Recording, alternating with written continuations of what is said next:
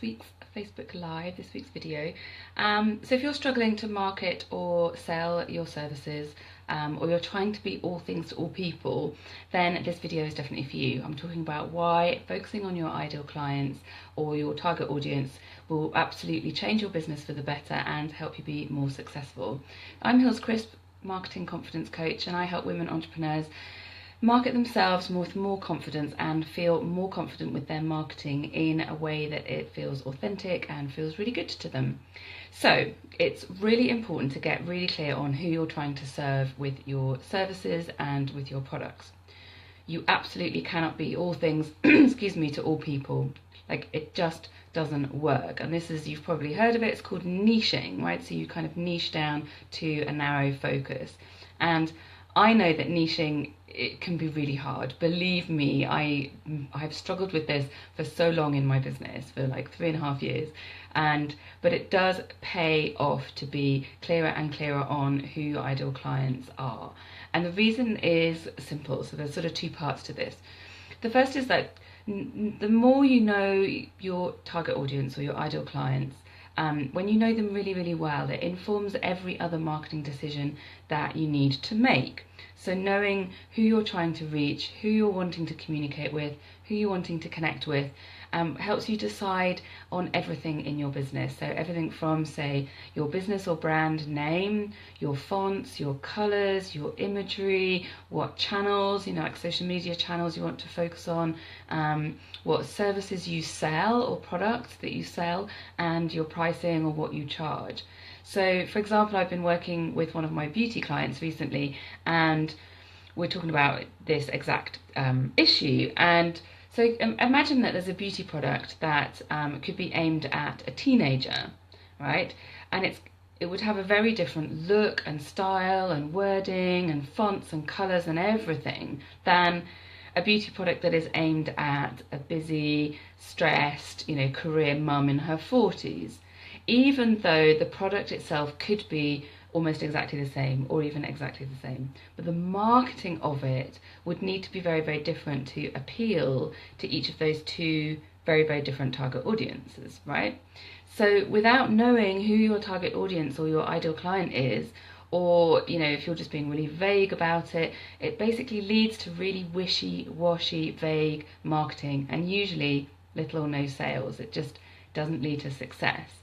So when you know exactly who your ideal client is, when you know them really well, you can create free content such as blogs and videos and memes and things like that, as well as your paid services or products.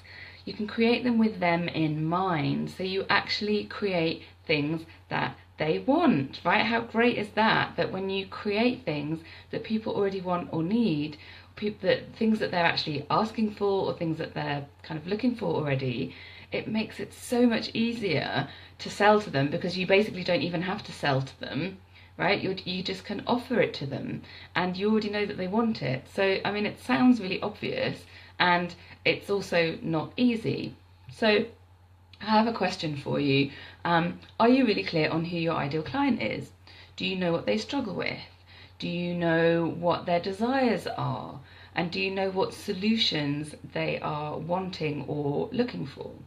It's really, really worth spending a little bit of time on this, and the main way to find out is by listening to your ideal clients. So go hang out with them, find out, listen, ask the questions and listen. So marketing is, first of all, a lot about listening, and then it's about kind of answering with your marketing.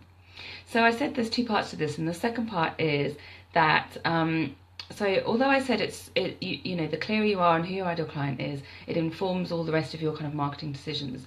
Well, I also think that there needs to be like a meeting point between who you are and what they like. So it's like who you are, what you like, what colours you like to wear, your personality, your values and all of that, and who your ideal client is, their values, things that they like or whatever. There really has to be a resonance between you, right? So you have to be kind of on the same wavelength between who you are and who they are. on a really authentic level. So I wouldn't suggest trying to serve a group of people with totally different values to yours, because that wouldn't work either, and it probably wouldn't feel that good anyway. So I really think it's a combination of who you are and who your ideal client is that informs your marketing. But always bear in mind, when you're putting something together in your marketing, ask yourself the following question: would this appeal to my ideal client or not? And hopefully that alone, that one question, can help you get really clear on, do you need to tweak it and change it, or is it good to go? So I hope that's been helpful. Do comment below with who your ideal client is, or if this is new to you, like, oh my god, I never knew. But if you've had an aha, then I'd love to hear from you.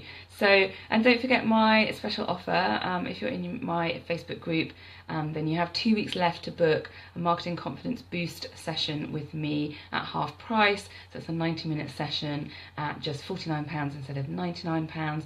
I'll post the details below, and if you're watching this somewhere else, then come on over and join the group. It's called the Courageous Women's Collective, and again, I'll post a link below.